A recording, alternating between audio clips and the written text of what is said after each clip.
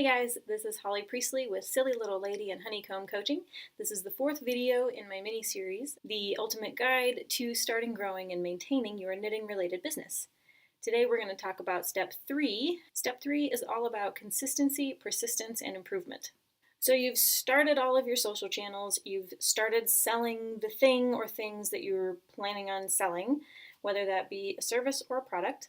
So now you need to level up a little bit. You need to develop your voice, write compelling content, write excellent patterns. You need to know yourself, you need to know your audience, you need to know your products, you need to know the technology that you're using, you need to know how to use your camera to take good pictures or videos. If you're writing patterns, you should be using a technical editor and potentially test knitters to make sure that you are producing the highest quality pattern that you possibly can. If you've been self-publishing your patterns, perhaps the next step is applying to have some of your designs published by a yarn company or a magazine or in a book or something of that nature. Perhaps you want to offer classes to teach a thing, teach a knitting concept or a knitting technique, teach how to make stitch markers, teach people how to knit in the first place. I have definitely taught beginning knitting classes from a very early stage in my business and in life in general, because if it's something that I love,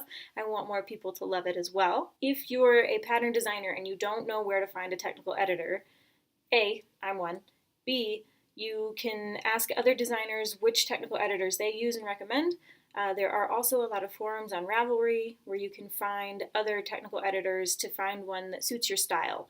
I would very strongly recommend talking to a few different technical editors, not only finding out about their experience and their rates and their client load to make sure that you can even fit in there, but also you want someone who communicates the same way that you do. You want someone you can create a relationship with, because that's what it is. They're helping you, you're helping them, everybody wins. If you're going to be submitting pattern ideas to yarn companies, magazines, or book proposals, you need to make sure that you are writing the best proposal of your life. Step 1 of writing the best proposal of your life. Read the guidelines. More often than not, if a yarn company or a magazine or a book are posting requests for pattern proposals, they have a set of guidelines. Sometimes it's just one page, sometimes it's 3, 4, 5, 6, 7 pages.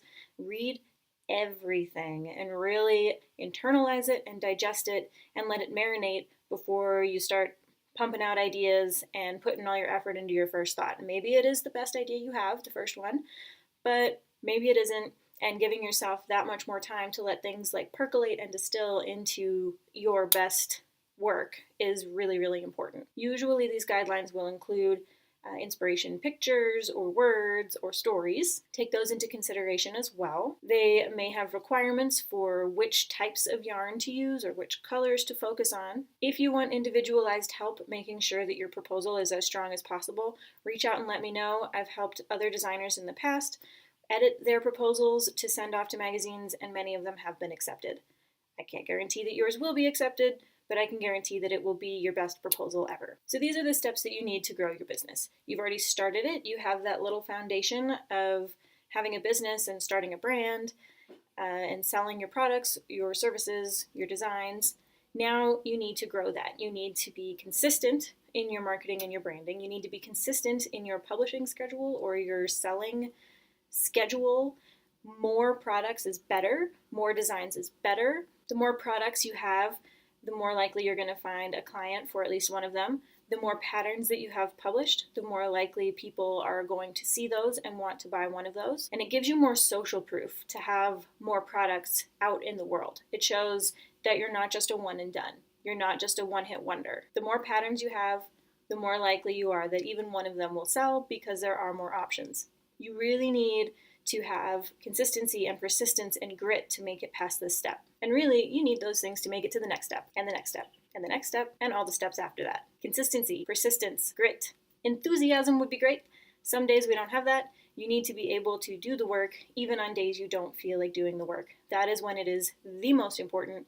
It is your top priority to grow your business. So I hope this video has been helpful for you.